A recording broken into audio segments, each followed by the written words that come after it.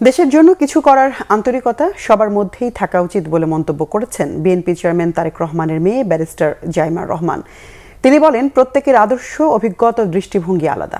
এরপরও একসঙ্গে বসে আলোচনা চলছে, কারণ সবাই দেশের জন্য, দেশের মানুষের জন্য ভাবছেন। এটাই গণতন্ত্রের আসল সৌন্দর্য বলে মনে করেন তিনি। জানান, ভিন্ন এক অনুভূতি ও আবেগ নিয়ে কথা বলছেন তিনি। মহিবুল্লাহ মুহিবের রিপোর্টে বিস্তারিত। রাজধানীর খামারবাড়িতে কৃষিবিদ ইনস্টিটিউটে জাতি গঠনে নারী, নীতি, সম্ভাবনা এবং বাংলাদেশের ভবিষ্যৎ শীর্ষক এই আলোচনার আয়োজন করে ঢাকা ফোরাম, যেখানে প্রধান আকর্ষণ ছিলেন বিএনপি চেয়ারম্যান তারেক রহমানের মেয়ে ব্যারিস্টার জাইমা রহমান।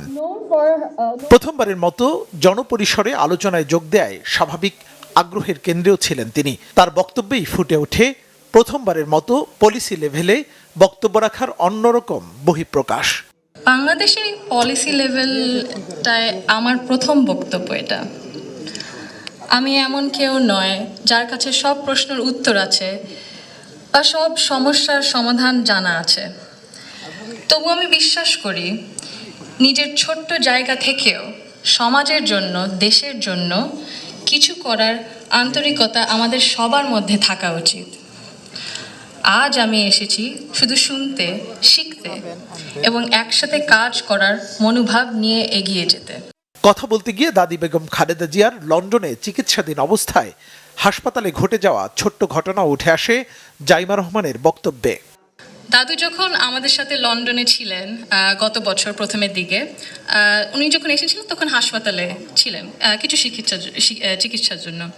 ওখানে বিভিন্ন দেশ থেকে নার্স ছিল, ডাক্তার ছিলেন, এবং একটি নার্স ছিলেন নাইজেরিয়া ওয়েস্ট আফ্রিকাতে।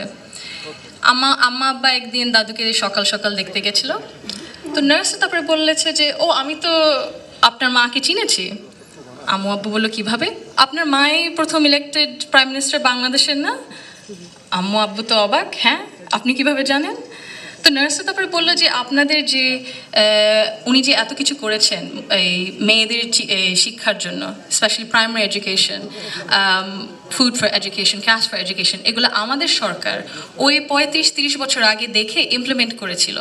আর ওই কারণে লক্ষ লক্ষ মেয়েরা গ্রাম অঞ্চলে, ওদের দেশে গ্রাম অঞ্চলে বিভিন্ন জায়গা সদরে এখনো শিক্ষা পাচ্ছে, অন্তত প্রাইমারি এডুকেশন লেভেলে। সো ভাবলাম একটু।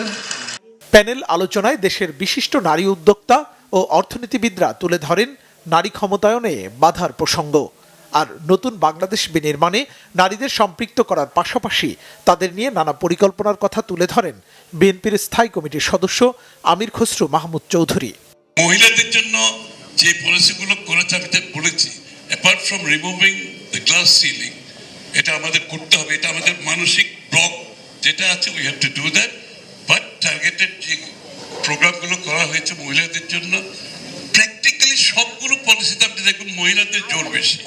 নারীর ক্ষমতায়নে দাদা শহীদ প্রেসিডেন্ট জিয়াউর রহমান ও দাদি বেগম খালেদা জিয়ার স্বপ্ন বাস্তবায়নে নিজের স্বপ্নের কথাও জাইমা রহমান তুলে ধরেন বিভিন্ন প্রশ্নের জবাবে।